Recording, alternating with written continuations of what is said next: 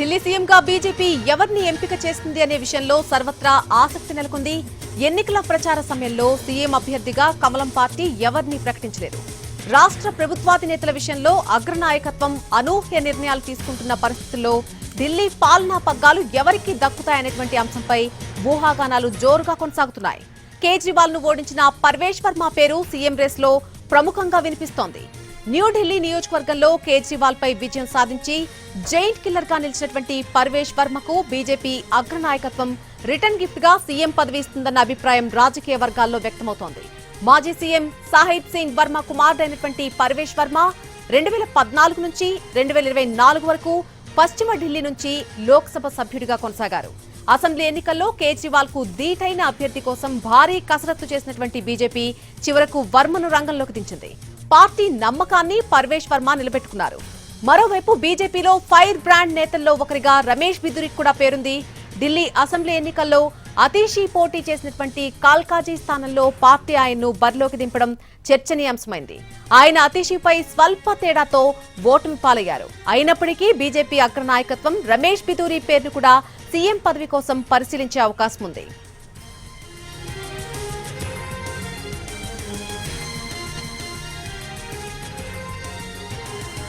ఇప్పటికే ఈ విషయానికి సంబంధించి అమిత్ షా నివాసంలో ఢిల్లీ ముఖ్య నేతలంతా కూడా పాల్గొన్నటువంటి ఒక మీటింగ్ జరుగుతోంది. ఆ మీటింగ్ తర్వాత ఒక స్పష్టత వచ్చే అవకాశం కనిపిస్తోంది. దీనికి సంబంధించి పూర్తి అప్డేట్స్ తెలుసుకుందాం.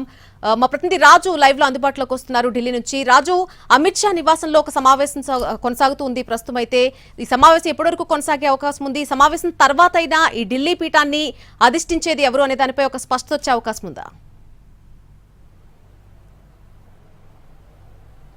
ఎస్ నళిని, ప్రస్తుతం భారీ మెజార్టీతో ఒకవైపు ఢిల్లీని బీజేపీ కైవసం చేసుకుంది. కానీ ఇంతకీ ఢిల్లీకి ముఖ్యమంత్రి ఎవరు అవుతారనే దాని మీద ఉత్కంఠ మాత్రం కొనసాగుతూనే ఉంది. అయితే మొత్తం గెలిచినటువంటి 48 మందిలో కీలకంగా చూస్తే ఒకటి నుంచి 4 వరకు మాత్రం చాలా కీలకమైనటువంటి వ్యక్తులుగా కనిపిస్తున్నారు. ముఖ్యంగా కేజ్రీవాల్ ను ఓడించినటువంటి పర్వేష్ సింగ్ వర్మ ఇప్పుడు ఆయన పేరే అందరికంటే ముందు కనిపిస్తుందని చెప్పుకోవచ్చు. ఒకవైపు కేజ్రీవాల్ ను ఓడించారు, అంతేకాదు ఢిల్లీలో ఆమ్ ఆద్మీ పార్టీ ఓడిపోయింది. అంటే జాయింట్ కిల్లర్ గా ఇప్పుడు పర్వేష్ వర్మ పేరు అందరికంటే ముందు కనిపిస్తుంది.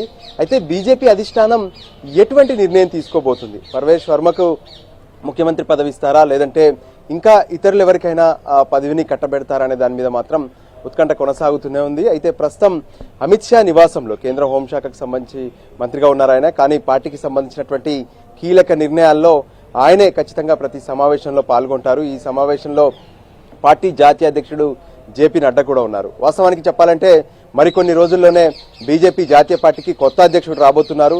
నిజంగా చెప్పాలంటే ఇప్పుడు ఏదైతే నడ్డా పార్టీ అధ్యక్ష పదవిని వదిలే ముందు ఢిల్లీ విజయం అనేది తమకు ఖచ్చితంగా చాలా కీలకంగా అని చెప్పి వాళ్ళు కూడా భావిస్తున్నటువంటి పరిస్థితి కనిపిస్తుంది.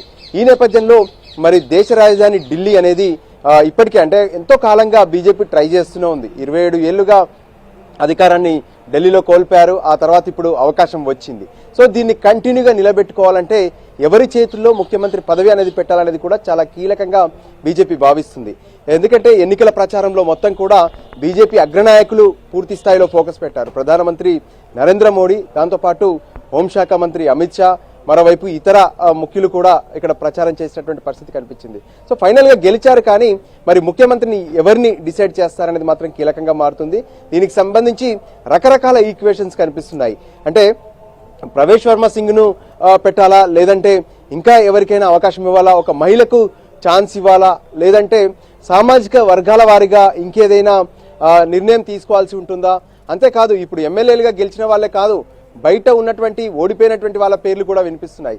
ఎగ్జాంపుల్ చెప్పాలంటే రమేష్ బిదూరి, తను బీజేపీ ఎన్నికలకు లాంచింగ్ ప్యాడ్ గా పనిచేశారు. తనను ఎప్పుడైతే ఢిల్లీ ముఖ్యమంత్రి అతీషీ పైన పోటీ చేసేందుకు పార్టీ నిర్ణయం తీసుకుందో ఆ తర్వాత ఆయన చేసినటువంటి కొన్ని కామెంట్స్ బీజేపీని లాంచ్ చేసింది అనుకోవచ్చు ఎన్నికల ప్రచారంలో. సో దాంతో పెద్ద ఎత్తున దుమారం రేగింది. అవే చాలా కీలకంగా చర్చ జరిగినటువంటి పరిస్థితి కనిపించింది. దాంతో రమేష్ బిదూరి ఇటువంటి కామెంట్ చేశారా అంటూ కూడా పెద్ద ఎత్తున ధర్నాలు ఆందోళనలు భారీగా జరిగినటువంటి పరిస్థితి కనిపించింది.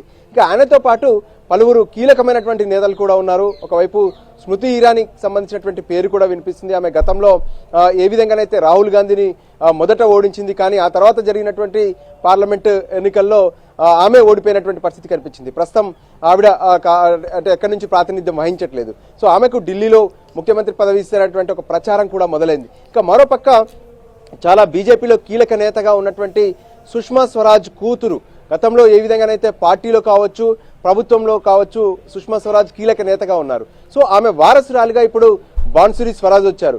అంతేకాదు గతంలో బీజేపీ ఢిల్లీలో ఎప్పుడైతే అధికారంలో ఉందో అప్పుడు సుష్మా స్వరాజ్ కూడా ముఖ్యమంత్రిగా పనిచేశారు. సో దాంతో ఇప్పుడు బాన్సురి స్వరాజ్ పేరు కూడా వినిపిస్తుంది. ఆమె ఖచ్చితంగా ఆమెకు కూడా అవకాశాలు ఉంటాయి. ఆమెకు ఒక యువతిగా, అంతేకాదు చదువుకున్నటువంటి వ్యక్తే కాదు, పైగా సుష్మా స్వరాజ్ కూతురు. సో వీటన్నిటికి సంబంధించి ఆమెకి ఏమైనా ఛాన్స్ ఉంటుందనే దాని మీద కూడా చర్చ జరుగుతుంది. ఇక బీజేపీ ఢిల్లీ అధ్యక్షుడు ఎవరైతే ఉన్నారో వీరేంద్ర సచ్దేవ్, నిజంగా చెప్పాలంటే ఒకవైపు అగ్రనేతలు ఎంత ప్రచారాలు చేసినా తను క్షేత్రస్థాయిలో చేసినటువంటి కోఆర్డినేషన్ చాలా ఫలించిందని చెప్పుకోవచ్చు. సో ఆయన పేరు కూడా ఇక్కడ ముఖ్యమంత్రి రేసులో కనిపిస్తుంది.